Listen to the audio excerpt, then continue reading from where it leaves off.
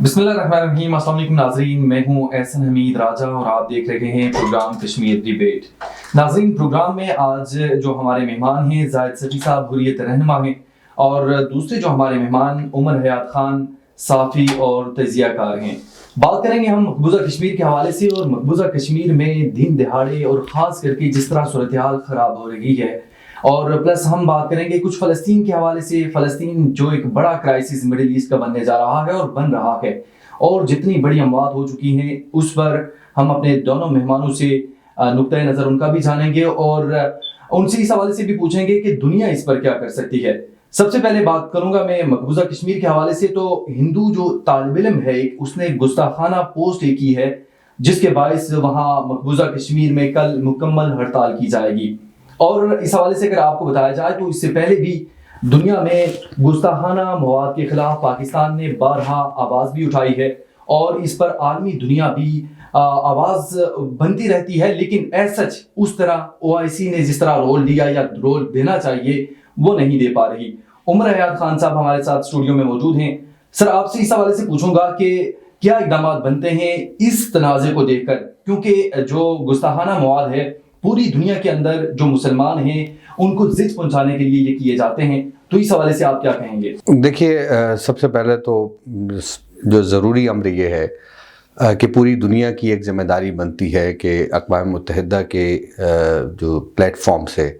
ایک ایسا میسج جانا چاہیے کہ جس کے مطابق کسی بھی ملک کے قانون کے اندر جو بلاسفیمی ہے یا کسی بھی مذہب، کسی بھی رنگ، کسی بھی نسل کے خلاف ہرزہ سرائی ہے یا اس طرح گستاخانہ جو کانٹینٹ ہے، اس کو کسی بھی طور اس کی حوصلہ افزائی نہ کی جائے۔ اور آپ نے جو بات کی کہ مقبوضہ جموں کشمیر کے اندر یہ واقعہ ہوا ہے، ہم دیکھتے ہیں کہ ہندوستان کے اندر ایسے کئی واقعات ہوئے ہیں کہ جس میں جو ہندو انتہا پسند ہیں، جو RSS کے غنڈے ہیں، وہ اسلام اور شاعر اسلام کی گستاخی کرتے ہیں۔ اور اسی طرح اب پوری دنیا کے اندر تو پہلے سے یہ چیز موجود تھی، 9/11 کے بعد ہم نے دیکھا کہ اس میں تیزی آئی۔ تو بنیادی ذمہ داری دنیا کی یہی بنتی ہے کہ وہ اپنے جو قوانین ہیں،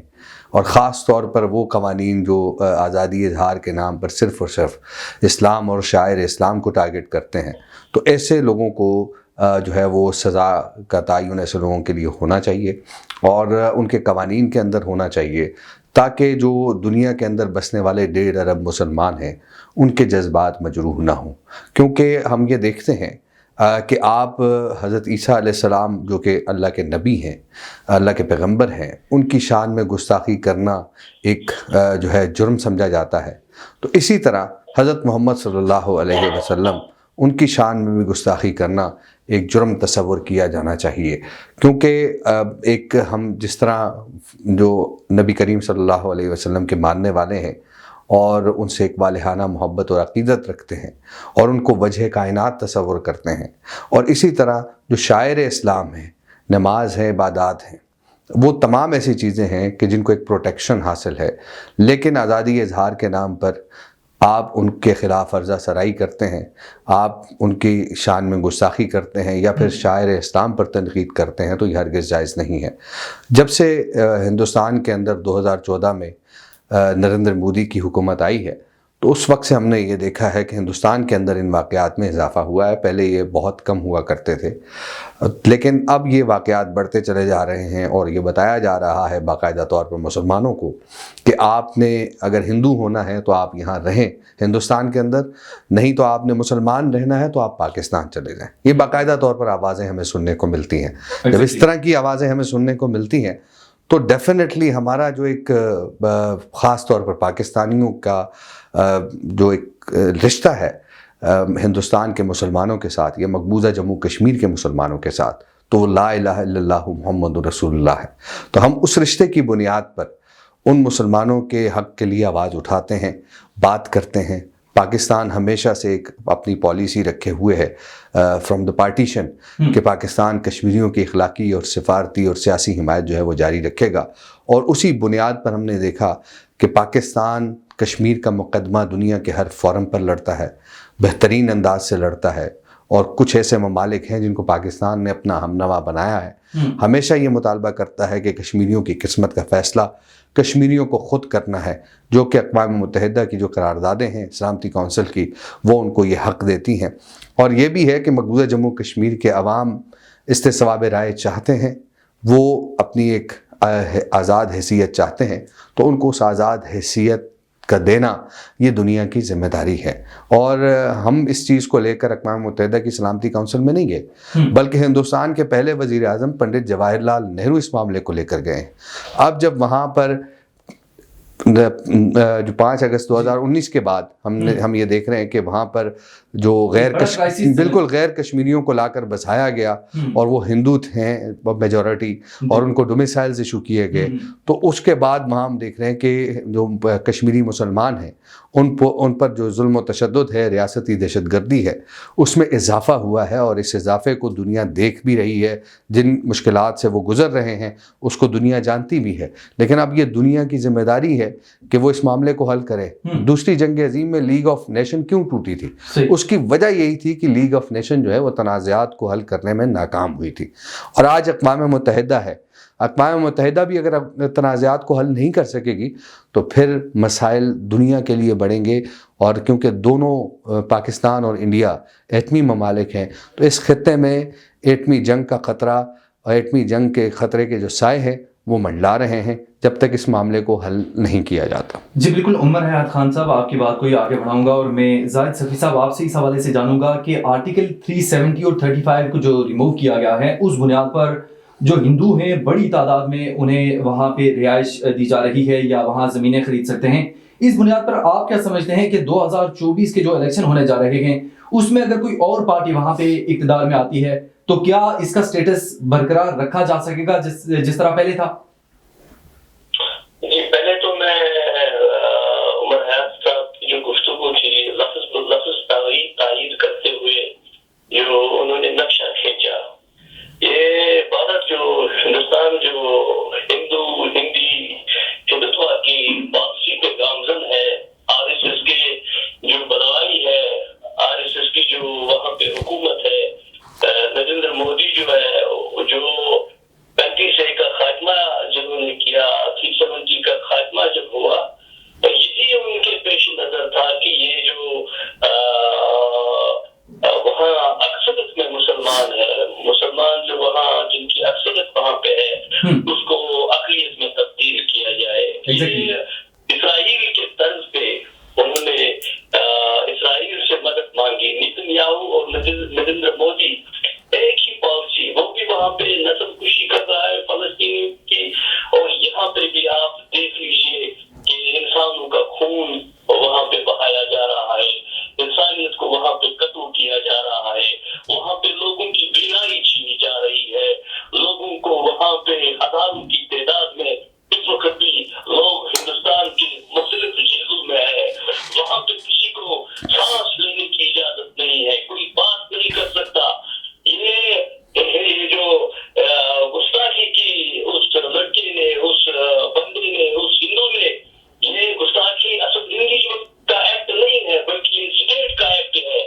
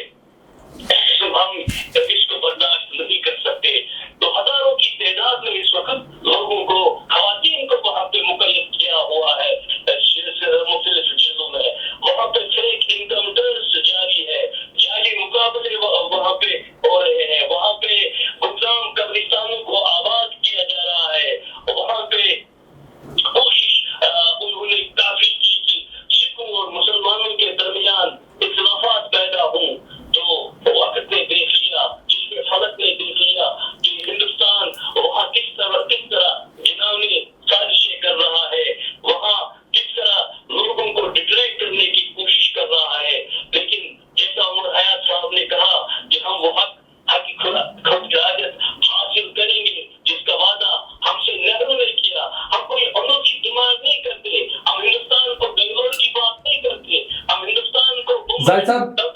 مدرسہ کی بات نہیں ہم کہتے ہیں، زاہد صاحب میں اس حوالے سے آپ سے پوچھوں گا کہ آپ کیا سمجھتے ہیں کہ کیا خاموشی اور جو احتجاج ہے اس سے ظلم رک جائے گا؟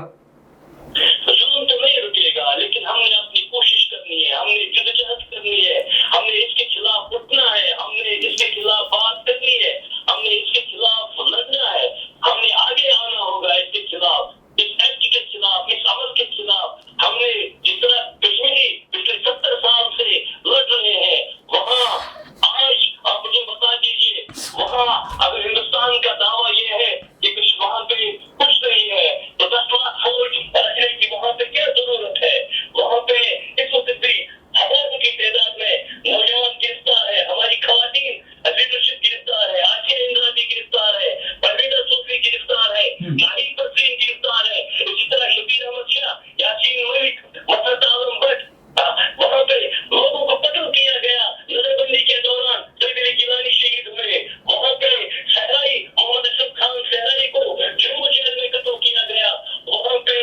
تہاڑ جیل میں الطاف احمد شاہ کی بھی لاش نکلی۔ تو یہ سارا کچھ کرنے سے ہندوستان کو پھر کیا ضرورت ہے اگر وہاں پہ بغیر ہندوستان یہاں پہ حالات ٹھیک ہے؟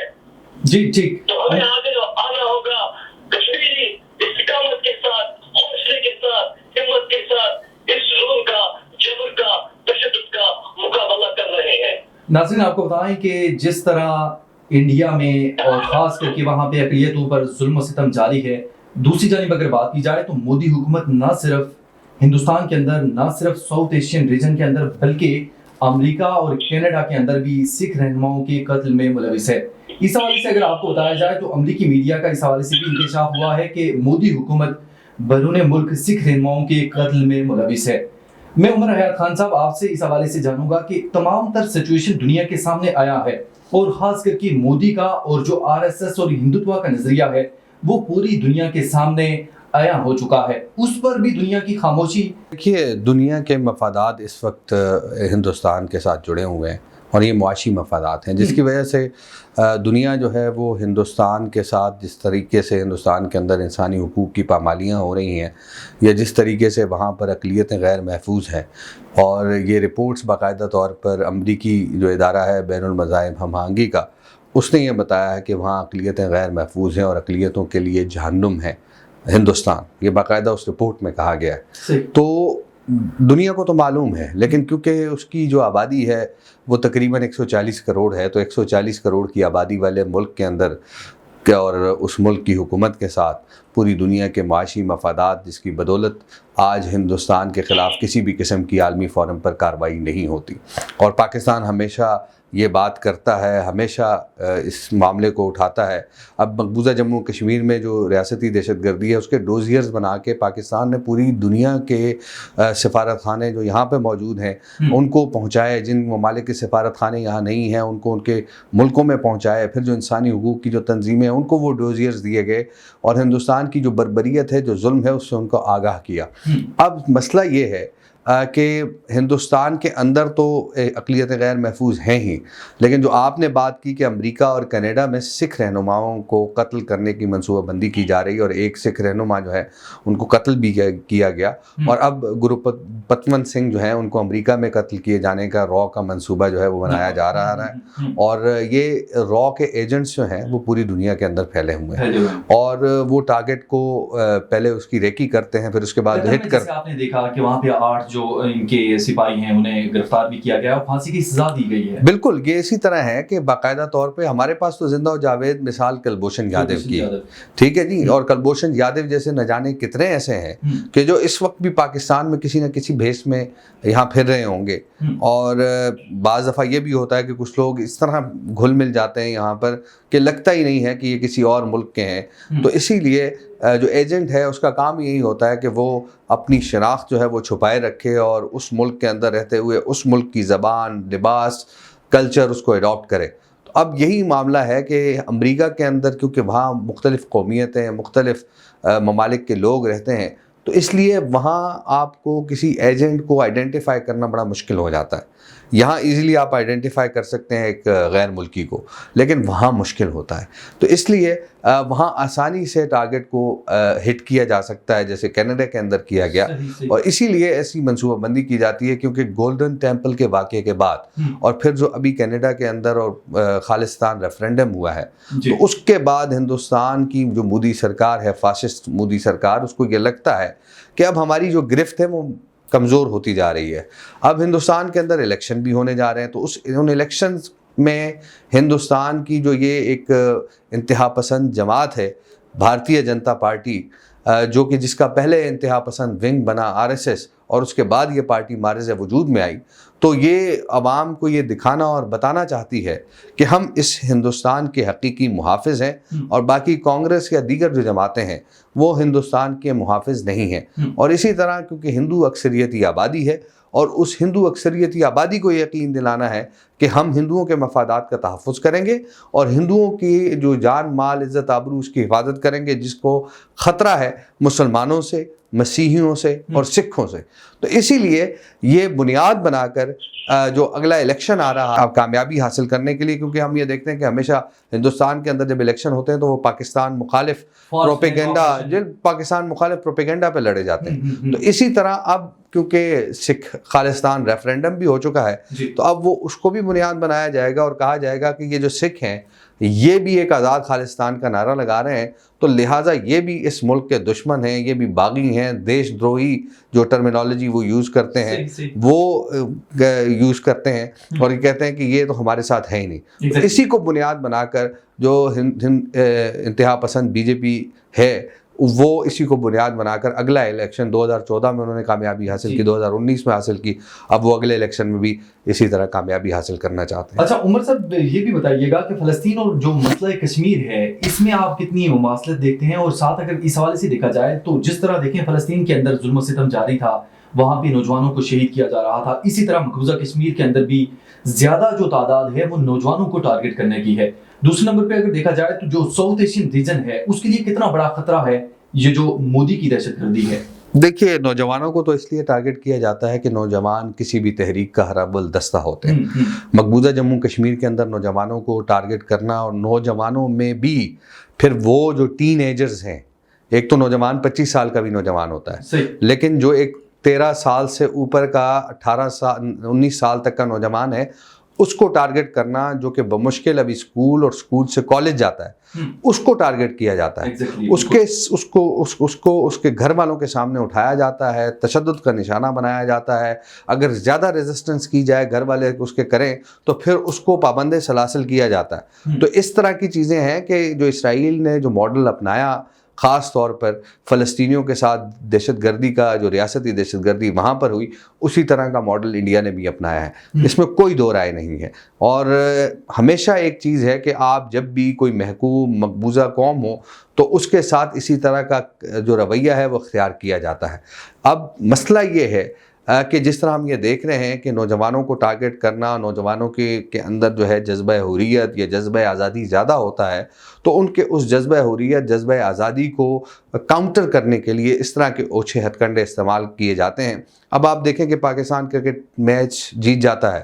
تو مقبوضہ جموں کشمیر کے نوجوان خوشی مناتے ہیں، تو یہ خوشی جو ہے ہندوستان کو ہضم نہیں ہوتی۔ اب مقبوضہ جموں کشمیر میں جب کوئی شہید ہوتا ہے تو وہ پاکستان کے پرچم میں لپٹ کر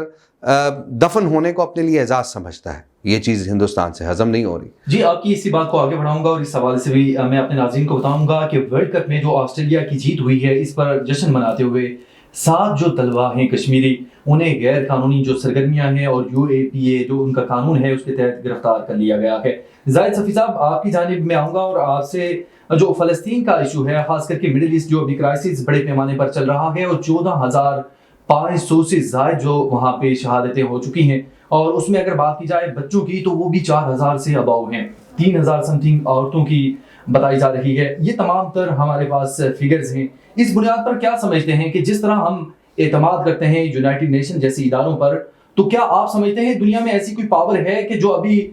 مسائل کے حل کے لیے کردار ادا کر سکے؟ افسوس کی بات ہے جس طرح انہیں رول ادا کرنا چاہیے تھا،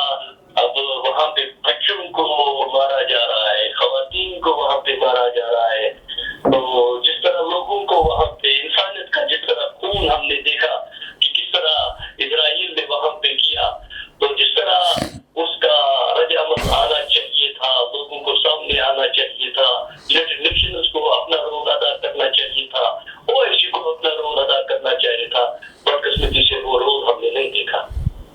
نہیں تو آپ کیا سمجھتے ہیں کہ OIC کا رول کیسے بنتا ہے اور OIC کس طریقے سے اس پر اپنا موقف دے سکتی ہے؟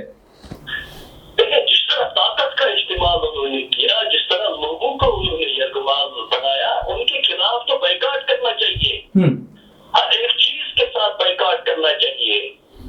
جو OIC کا موقف ہونا چاہیے تھا، جو ان کا رول ہونا چاہیے تھا۔ اسی طرح کشمیر میں جس طرح لوگوں کو قتل کیا جا رہا ہے،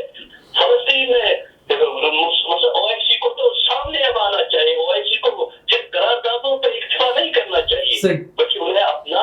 عملی رول اب دکھانا ہوگا۔ عمر صاحب، میں ساؤتھ ایشین ریجن کے حوالے سے اگر آپ سے پوچھوں تو سچویشن ایسی ہے کہ جس طرح مڈل ایسٹ کرائسس ہوا، آپ نے دیکھا کہ وہاں پہ جس طرح نوجوانوں کو اور خاص کر کے وہاں پہ اس سے پہلے بھی ٹارگٹ ہر دن وہاں پہ شہادتیں ہوتی تھیں، اسی طرح کشمیر کے اندر بھی یہی ظلم و ستم مودی کی طرف سے روا رکھا جا رہا ہے۔ کیا سمجھتے ہیں کہ آنے والا وقت کوئی ایسا نہ ہو کہ یہاں سے بھی کوئی ایسی تحریک اٹھے کہ جو انڈیا کے ساتھ بھی ایسے ہی کارروائی کرے کہ جو اس ریجن کے لیے مشکل ہو؟ آپ کیا سمجھتے ہیں اس حوالے سے؟ دیکھیے، انڈیا جو ہے وہ بڑے پیمانے پر نیپال، بنگلہ دیش کے اندر انٹرفیئرنس کر رہا ہے خاص طور پہ، اور پھر اس کے ساتھ ساتھ ہم دیکھیں تو افغانستان کے اندر بھی انڈیا کا اثر رسوخ پہلے موجود تھا، اور امریکی جو اور نیٹو فورسز کے انخلاء کے بعد ہم نے یہ دیکھا کہ وہ کم ہوا تھا، لیکن اب ہمیں پھر بڑھتا ہوا نظر آ رہا ہے۔ لیکن وہ ہم اس کو اس لیے نہیں کہہ سکتے کیونکہ وہاں پہ اس وقت افغان عبوری حکومت ہے، لیکن جو نیپال کے اندر ہم دیکھ رہے ہیں کہ بنگلہ دیش کے اندر، یہ دونوں ایسے ممالک ہیں جہاں انڈین جو انٹرفیئرنس ہے، انفلوئنس نہیں، انٹرفیئرنس، مداخلت ہو رہی ہے وہاں پر، بڑے پیمانے پر ہو رہی ہے، تو اسی لیے جو ہے وہ ساؤتھ سری لنکا کے اندر ہو رہی ہے۔ تو یہ سارے ایسے ممالک ہیں کہ اپنی ہیجمنی کو ہندوستان قائم رکھنے کے لیے اس خطے کے اندر، اور اس خطے کا جو ہے وہ سلطان یا بادشاہ بننے کے چکر میں وہ ان ممالک کو جو ہے وہ میں یہی کہوں گا کہ ان ممالک پر اپنا پریشر جو ہے وہ ڈال رہا ہے، اور وہ پریشر میں لا کے ان ممالک میں جو ڈفرینٹ کام ہیں ان میں اپنی انٹرفیئرنس کر رہا ہے۔ تو ڈیفینیٹلی ساؤتھ ایشین ریجن کے لیے ایک بڑا خطرہ ہے کہ ہندوستان جو ہے وہ اس طرح کے معاملات کر رہا ہے۔ دوسری جانب جب تک مقبوضہ جموں کشمیر کا مسئلہ حل نہیں ہوگا تو اس وقت تک یہ خطہ ایٹمی جنگ کی زد میں رہے گا، اور اگر مسئلہ کشمیر حل ہو جاتا ہے کشمیری کے عوام کی امنگوں کے مطابق، تو اس سے یہ ہوگا کہ یہ خطہ جو ہے وہ ایٹمی جنگ کی جو اس خطے پر خطرات منڈلا رہے ہیں اس سے جان چھوٹ جائے گی۔ لیکن ہمیں یہ نظر نہیں آتا کیونکہ ہندوستان جو ہے وہ مقبوضہ جموں کشمیر کے اندر اپنی ریاستی دہشت گردی، ظلم و بربریت جو ہے وہ جاری رکھے ہوئے ہے۔ جی ایگزیکٹلی۔ زاہد صفی صاحب، آخری سوال آپ سے پوچھوں گا کہ جو بیس کیمپ ہے آزاد کشمیر، اور آزاد کشمیر جو اسمبلی ہے وہ اس پر کیا رول دے سکتی ہے جو مقبوضہ کشمیر کی کاز ہے؟ بیس کیمپ کا اہم رول ہے، بیس کیمپ ایک کلیدی کردار اس وقت ادا کر سکتا ہے، وہاں تمام کی تمام لیڈرشپ اس وقت بند ہے۔ میں نے پہلے بھی عرض کیا، وہاں پہ تمام لوگ اس وقت جو بھی باہر نکلتا ہے، جو بھی کوئی بات کرتا ہے، حتیٰ کہ صحافی جو حقائق سامنے لانے کی کوشش کرتے ہیں، ان کو بھی جیلوں میں مقید کیا جاتا ہے۔ خواتین جن کے بارے میں نے کہا وہ بھی اس وقت ہندوستان کے مختلف جیلوں میں، اس لحاظ سے بیس کیمپ کا ایک اہم کردار بنتا ہے۔ شبیر احمد شاہ وہاں پہ گرفتار ہے، یہاں پہ شبیر احمد شاہ کا رول ادا کرنا ہوگا۔ وہاں پہ یاسین ملک گرفتار ہے، یہاں پہ کسی کو یاسین ملک کا رول ادا کرنا ہوگا۔ وہاں پہ مسعود اعظم بٹ، جہانگیر بٹ گرفتار ہے، یہاں پہ ان کا رول ادا کرنا ہوگا۔ آسیہ اندرا بھی وہاں پہ اس وقت کئی سالوں سے بند ہے، یہاں پہ کسی کو بیس کیمپ میں آسیہ اندرا بھی کا رول کرنا ہوگا، کیونکہ یہ جو لکیر کھینچی ہوئی ہے، یہ کشمیری آر پار سارے ایک ہیں۔ بیس کیمپ کا اہم رول ہے، جو حکومت، جو وہاں کی اپوزیشن، جو وہاں کے مذہبی جماعتوں کے لیڈرز، انہیں سامنے آنا ہوگا اور انہیں یہ رول ادا کرنا ہوگا۔ جی بالکل ٹھیک۔ عمر حیات خان صاحب، آپ ہمارے اسٹوڈیو میں آئے اور ہمیں وقت دیا، آپ کا بہت بہت شکریہ۔ زاہد صفی صاحب، آپ نے کال کے ذریعے ہمیں جوائن کیا، آپ کا بھی بہت بہت شکریہ۔ ناظرین، اگلے پروگرام کے لیے اجازت دیجیے، اللہ نگہبان۔